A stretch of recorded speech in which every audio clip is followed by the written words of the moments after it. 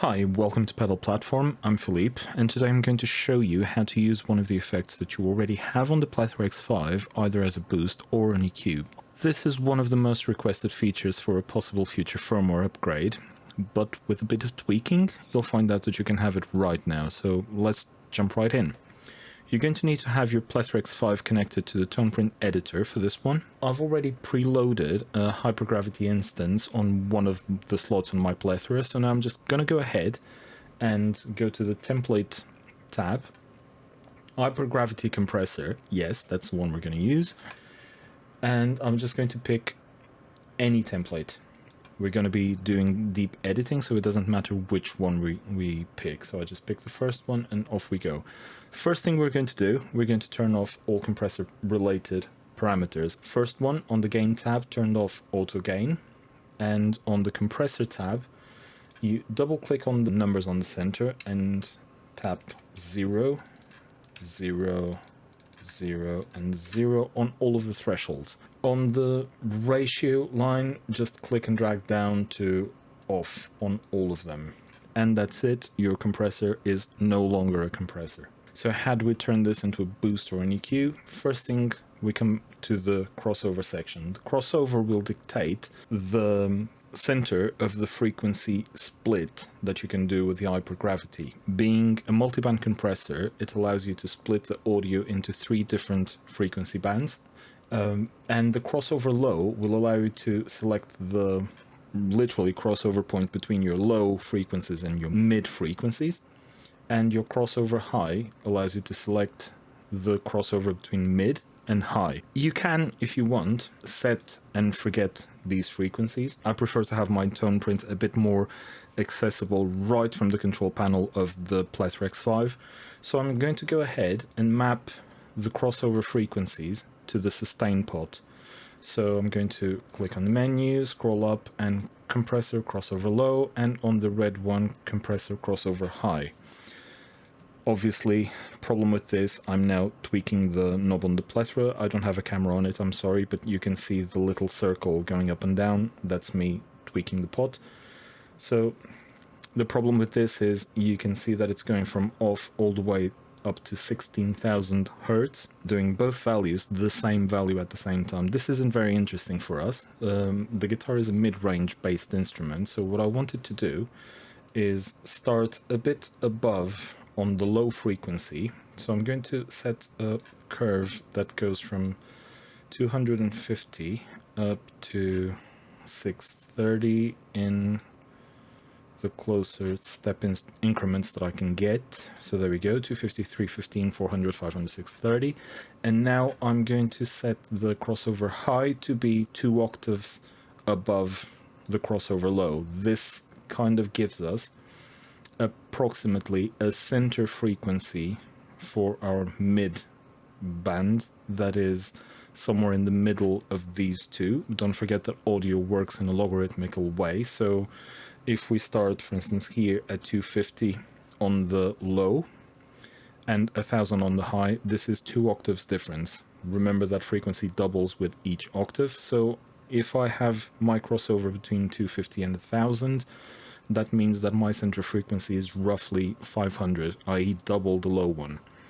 So that means that in this situation, I can sweep my mid frequencies between 500 and 1250, 1260. So that's it for my first control. I can now choose where I want my mid frequencies to be affected. Do I want them to be low 500s? Do I want to be close to 800? Do I want to be at 1250? I can select that from the Plethora control panel. Now, how do we get the levels? Because that's what EQ is. It's a change in level targeting a specific frequency band. For that, we turn to the gain tab. And for this next move, here's the disclaimer: turn off all of the sound that's coming in and out of your Plethora if you have any. Turn down your speakers.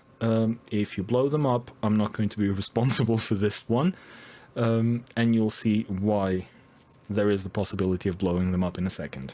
If you come to the attack knob, you will want to turn off the red one, so no selection on the red one, but on the yellow one where it says compressor attack all, you want to now select level mid. And as you do that, if you notice, you now have a 50 dB boost available to you. You very rarely want this. So I'm going to lower this straight to 20 dB. I'm going to put this at 10. And when I have my pot set at noon, I want it to be 0 dB, because I also want to have the possibility not only of boosting, but also cutting mid, so I can use the attack knob that I'm now tweaking. You can see that at 12 o'clock it's 0 dB. If I go to the right, I can boost up to 20 dB or however much I select here. Sometimes I go up to 25, but I can also scoop mids. So you can see where this is going. This can be really powerful in one single control. So we can now, I'm going to show you the crossover tab. We can sweep our mid frequencies and we can boost and cut. And finally, we still have one pot available, which I'm not going to use for ratio because I'm not using our compressor now. I will have to turn him off again because I have tweaked it. So I didn't want to do that, so I'm going to come here and instead of compressor ratio all, and please, again, disclaimer, turn off your sound going in and out of the plethora, I will now select my compressor level low, and I will also select the level high. And I'm going to set both of them at 0 in the center position. And now I'll do something else. So the high, which is the red one, I'm going to set at 10 dB maximum and 5 dB on the halfway point between noon and maximum. And I'm going to do -5 here, and I'm going to do -10 here. For the low, I'm going to do the exact opposite. So I'm going to do -10 here, -5. I've already have a 0, that's a 5, that's a 10. And what you have now is your traditional tilt tone control, is your traditional active tone control that you would find on a pedal such as Big Muff, where you turn your tone knob to the left and you have more bass and less high, and if you turn it to the right you have more high and less bass. Now, when you, obviously this center frequency is being affected by the crossover, but when you consider that you can now select your crossover frequency here, you can select to boost or cut in that frequency band, and you have a tilt control on top of this, you can do some really serious reshaping of your sound. It's not as surgical or precise as you would find on a graphical EQ like a Boss EQ 200, but if you need to do some generic tone shaping, this is an extremely powerful tool, and again, it's available to you right now. The other thing you can do here is, I'm using a 2-octave wide frequency range for the crossover. You can make this even wider, you can come lower, go higher, or you can make it shorter, you can cross frequencies, you can do whatever you want with this. This is really extremely powerful. If you really want to, you can then bring the compressor back into action. For instance, just taming your highs. If your guitar is really shrill, you can activate these two controls again, the threshold and the ratio, and allow the compressor to just touch a slight bit of your sound. You can see this is really powerful. Better yet, if you use an expression pedal, take the mid control off the attack knob and put the mid control on the expression pedal, and you go from 0 to 25 dB boost with your foot. You don't use an expression pedal, but you just need this for a temporary thing. Put it on the mash pedal.